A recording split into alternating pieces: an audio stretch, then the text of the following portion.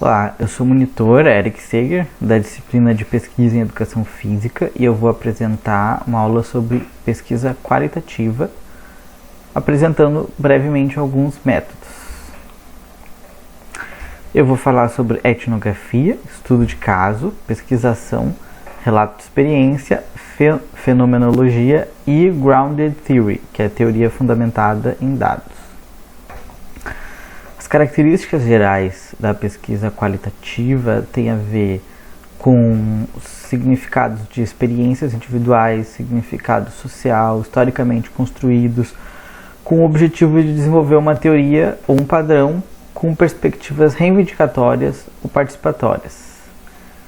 E ela usa estratégias de investigação como narrativas, fenomenologias, etnografias, estudos baseados em teoria ou estudos em teoria embasada na realidade.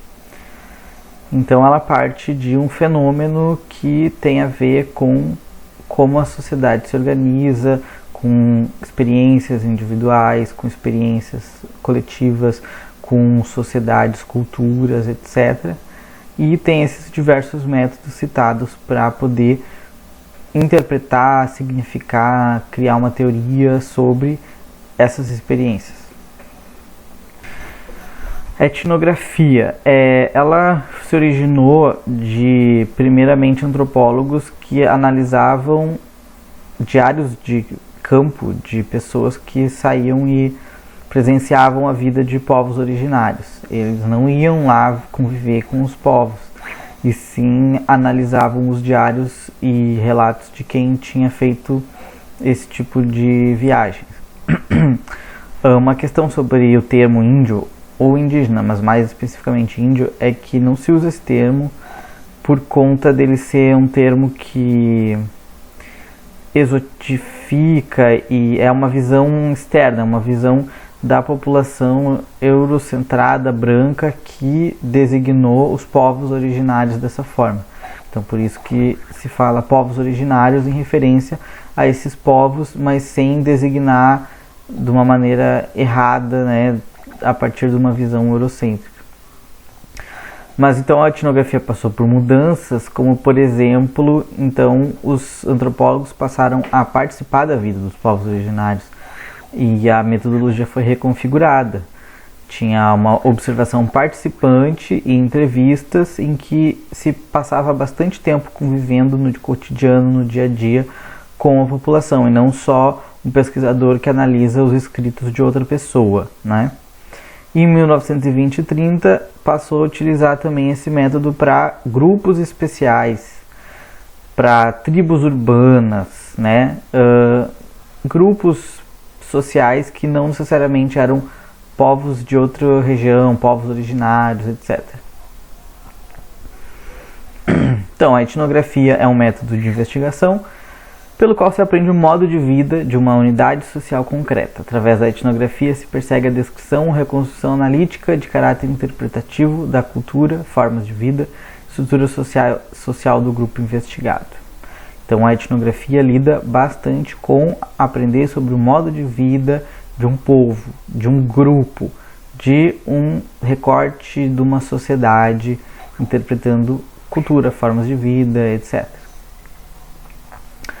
De acordo com Malinowski, que é um dos pais da etnografia, ele fala da triangulação, que os 3 pontos em que a etnografia ocorre é a partir do arcabouço da constituição da sociedade, que são leis, regulamentos, normas que determinam, que fundamentam como que essa sociedade deve ocorrer, deve se organizar.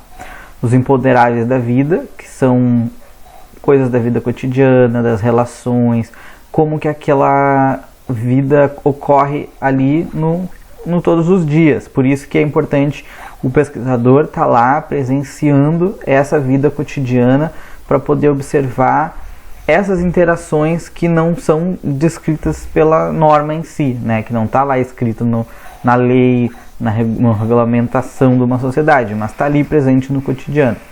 E o espírito nativo, que são as crenças naturalizadas que estão ali em operação. Porque se tu tem uma norma lá, ou um conjunto de normas, de leis e regulamentos que estão explícitos, que organizam aquela sociedade, junto com coisas do dia a dia que talvez não estão explicitamente descritas, mas estão ali acontecendo. Isso tudo é motivado, é compartilhado a partir de uma crença, de um conjunto de, né, espírito nativo, como ele chama, né? É uma crença compartilhada que se junta com esses fatores para que aquela sociedade funcione e se organize, se manifeste, aconteça essa vida cotidiana, né, nesse recorte que o pesquisador vai estar observando. Um exemplo de pesquisa, eu vou dar alguns exemplos de acordo com pesquisas que eu li ou que eu participei ao longo da minha experiência acadêmica. No caso, essa que eu estou citando aqui, eu fui assistente de pesquisa de um antropólogo canadense chamado William Herbert, e ele veio aqui fazer pesquisa sobre as pessoas trans encarceradas, né? Pessoas trans na prisão. Ele estudava isso já no Canadá e ele queria fazer um estudo comparativo com o Brasil, que é um país de referência em alguns lugares, tem algumas políticas sobre isso. Então ele veio aqui em Porto Alegre porque tem uma ala no Presídio Central, a terceira do H, que é reservada a pessoas trans e LGBT em geral, a gente pode dizer. E aí eu fui assistente dele de pesquisa, ajudando ele com a questão de língua, né, quando ele ia conversar com as pessoas, fazer entrevistas, eu ia junto. E também eu tinha contatos com um movimento social que organizou, que ajudou a fundar essa ala no presídio. Então eu coloquei ele em contato com as pessoas-chave que ele precisava entrevistar. Então eu fiz essa intermediação, né? Foi o meu papel nessa pesquisa e ela é etnográfica. Aí eu vou falar um pouco da autoetnografia, uma pesquisa que é similar, né? Essa questão de etnografia, mas quando ela... Não vou entrar muito em detalhes nas diferenças, mas enfim, a Viviane Vergueiro, ela fez uma pesquisa sobre como que era a inserção dela como uma mulher trans numa universidade que tem normas e modos de se organizar que muitas vezes excluem, discriminam pessoas trans. Então ela fez essa autoetnografia observando como que era a inserção e participação dela e como as pessoas reagiam em relação a questões relacionadas a isso com ela na universidade. Então, os diários de campo, os elementos que ela observou tem a ver com essas interações em que, por ela ser uma mulher trans, tinha alguma limitação, tinha alguma dificuldade para o autonomia social, tinha alguns conflitos de crenças com colegas de grupo de pesquisa. E aí ela também estabeleceu um marco teórico importante sobre a cisgeneridade, que é uma ferramenta teórica que descreve essa organização social que coloca que as pessoas trans são inferiores, são, né, patologizadas, várias outras questões. Enfim, então ela usou a autoetnografia no caso. Tem alguns cuidados com a etnografia, que é a exotização, que no caso de pesquisa com pessoas trans aparece bastante também, mas toda aquela questão dos povos originários que eu falei antes também, de não tratar a pessoa, o grupo, aquela sociedade como alguém, um grupo que é exotizado, que é exótico, alienígena, tão diferente que chega a ser inferiorizado, né, no caso, como se o teu olhar fosse superior, fosse o dono da verdade, entende? E isso é um cuidado importante.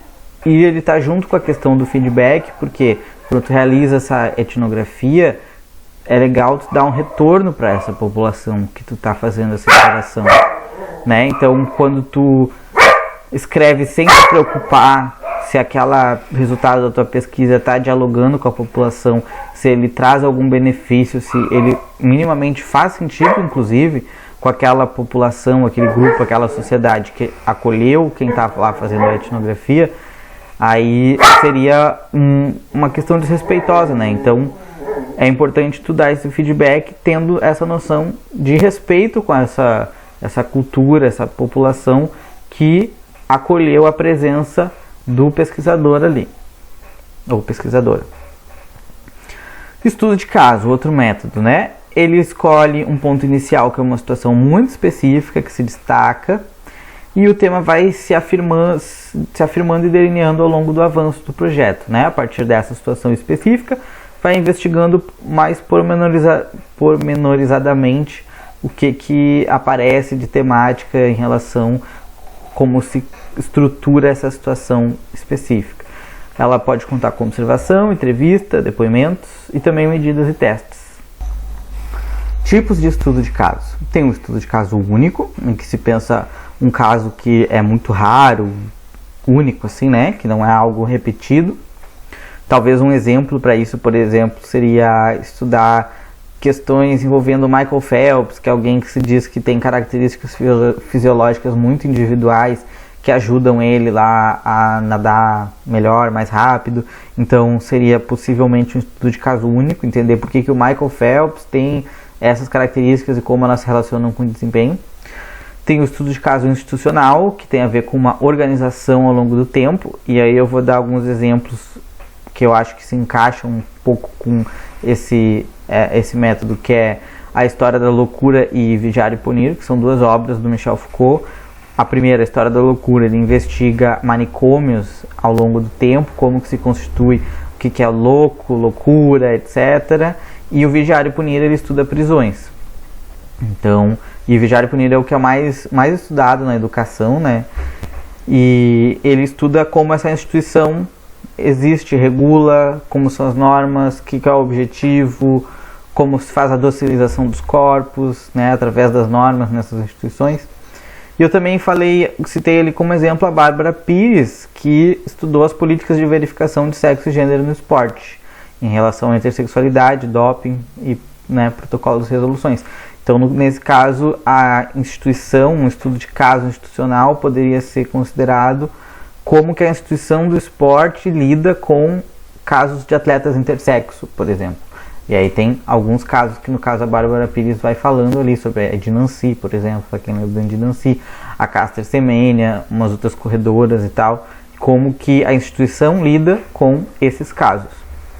Tem estudo de caso comunitário, que foca o principal imaginário social. Tem o estudo de caso situacional, e que também tem uma situação ímpar, né, mas é uma situação, não sei bem, né, como caracterizar, mas enfim.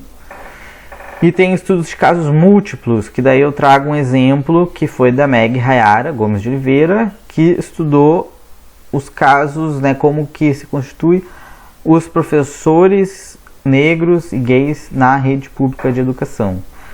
E ela entrevistou vários professores que são negros e gays e analisou isso, né, como que se constitui essa identidade, quais são os desafios, quais são as questões, né, envolvendo no Brasil tu ser negro, tu ser gay e ser professor. Então isso seria um exemplo de estudos de casos múltiplos. Pesquisação. Na pesquisação, há uma ampla e explícita interação entre pesquisadores e pessoas implicadas na situação pesquisada. Dessa interação resulta a ordem de prioridade dos problemas a serem pesquisados e das soluções a serem encaminhadas sob forma de ação concreta. Então é importante destacar que a pesquisação ela tem uma ação concreta que está sendo objetivada, né, com essa pesquisa.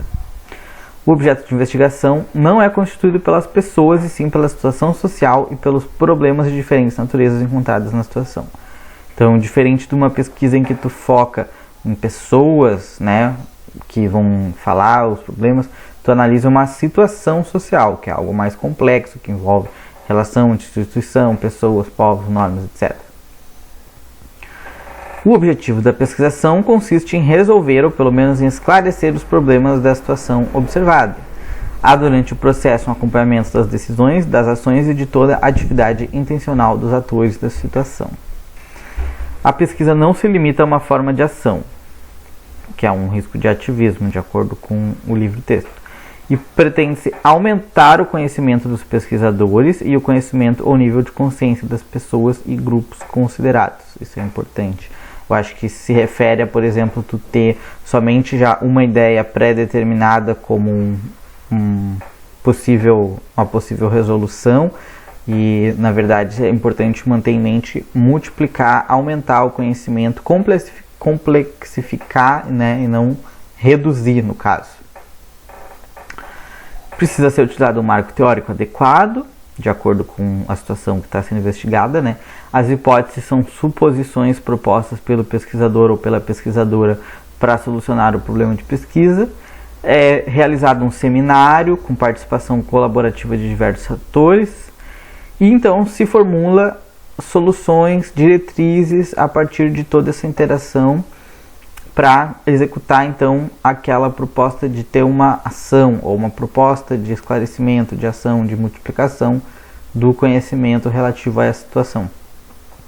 A pesquisa que eu vou citar daí nesse exemplo é a minha própria pesquisa de mestrado, que eu acredito que encaixa um pouco na ideia de pesquisa-ação, porque eu analisei a situação de controvérsia sobre a participação de pessoas trans no esporte, que é uma situação complexa que envolve tanto legisladores que estavam produzindo projetos de lei querendo impedir as pessoas trans de competir profissionalmente na categoria de gênero delas, envolve a população trans em geral, que sofre discriminação sistemática, inclusive no meio esportivo, envolve a regulamentação pelas federações, ou que nem o Comitê Olímpico Internacional, que tem um consenso sobre a participação das pessoas trans, e produção científica que embasa esse consenso. Então, tem vários desses atores, né? E o objetivo, no caso mais relacionado à ação da minha pesquisa, era aumentar o conhecimento, que nem está ali nos princípios, né? Sobre essa questão, sobre essa controvérsia, para que sejam propostas ações, pesquisas, maneiras de lidar com essa questão mais conscientes de todos esses embates teóricos, né?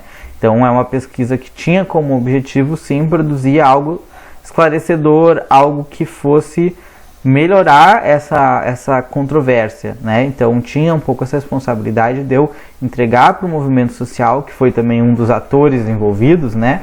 Eu escutei bastante o movimento social, a audiência sobre as legislações que estavam propondo e os regulamentos científicos, a produção científica em relação a esses regulamentos.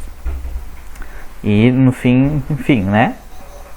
Produzir essa dissertação. E acho que se encaixa mais ou menos nessa ideia de uma pesquisa-ação que visa ter uma resolução, uma diretriz, algo assim.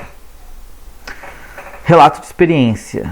Sobre esse tipo de pesquisa, ela parte da experiência do pesquisador que está inserido em alguma atividade, alguma situação, né? Alguns exemplos citados no livro têm a ver com a experiência pedagógica de estar em uma turma dando aula, qual foi a experiência ali do pesquisador e professor que fez uma determinada intervenção pedagógica.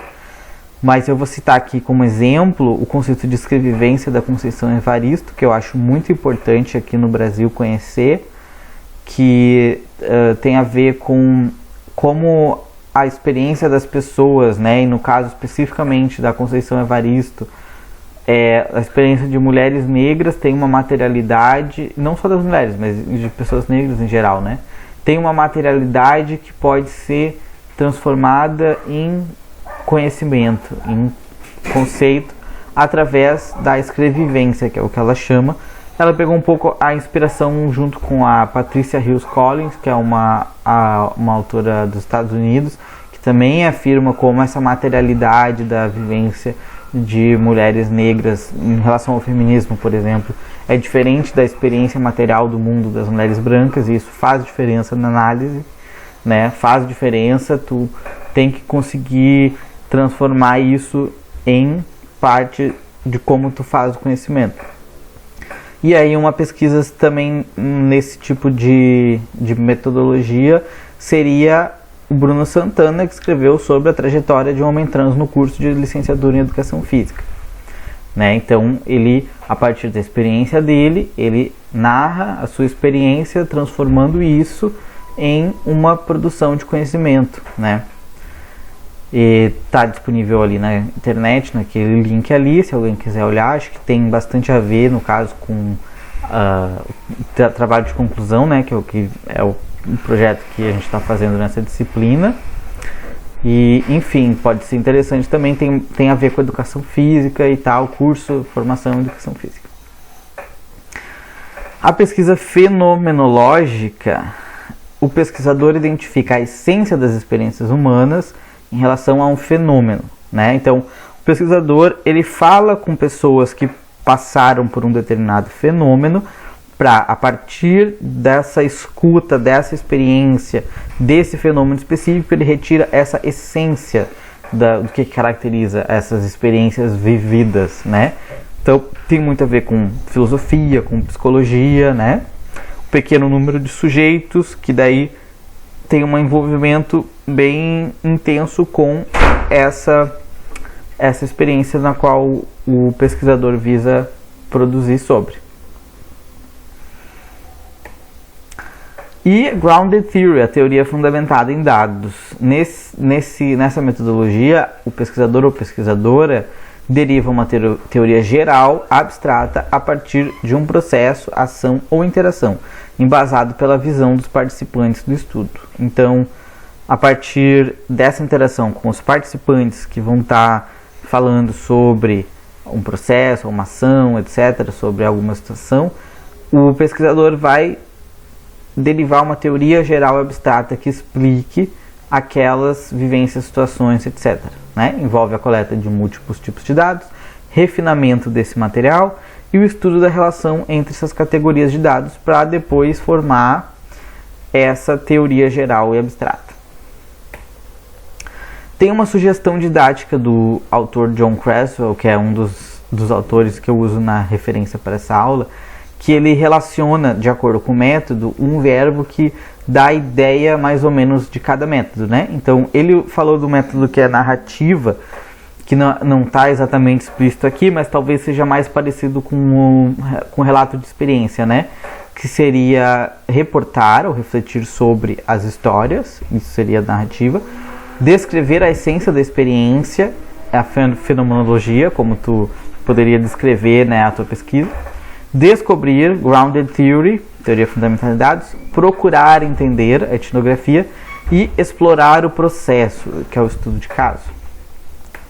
Ele também faz uma outra sugestão didática sobre como tu pode descrever uma frase simbolizando o tema central da tua pesquisa, né? É uma sugestão didática para dar uma certa orientação, que seria tu dizer, por exemplo, né? Tu começa com como, qual, e aí, dependendo do método que tu escolher, se for pesquisa narrativa, tu fala a história de, se for fenomenologia, significado de, se for Grounded Theory, a teoria que explica o processo de, se for etnografia, o padrão cultural de, estudo de caso, o questão no caso. Aí termina dizendo qual é o fenômeno central a ser estudado para os indivíduos ou população estudada em, e daí fala o território, local, né, recorte de pesquisa.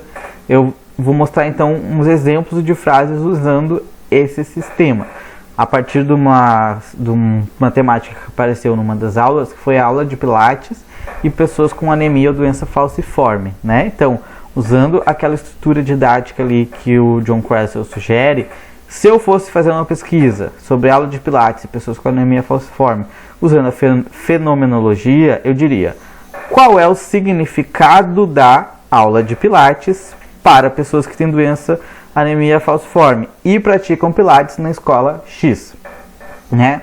Recorte da pesquisa seria uma determinada escola aula de Pilates. Se eu fosse fazer a teoria fundamentada em dados, eu poderia dizer então qual é a teoria que explica, porque daí essa é a base desse método, né? Compor uma teoria que explica. Qual é a teoria que explica os efeitos ou os significados da aula de Pilates, porque Pilates, a aula de Pilates, os significados delas são objeto de pesquisa, para as pessoas que têm anemia, doença falciforme e praticam Pilates na escola X. Se eu fosse utilizar a etnografia, eu poderia então dizer como é o padrão cultural ou quais são as questões culturais que envolvem a prática do Pilates pelas pessoas que têm anemia falciforme e praticam Pilates na escola X. Então, 3 maneiras, 3 exemplos de tu escrever a questão principal da pesquisa, uma com cada tipo de método, né? De acordo com essa sugestão geral do John Creswell.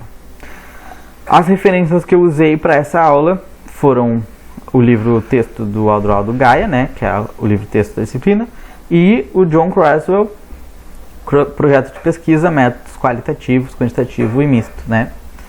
Que eu tenho em PDF, se alguém quiser. Muito obrigado. E qualquer dúvida, podem me contactar.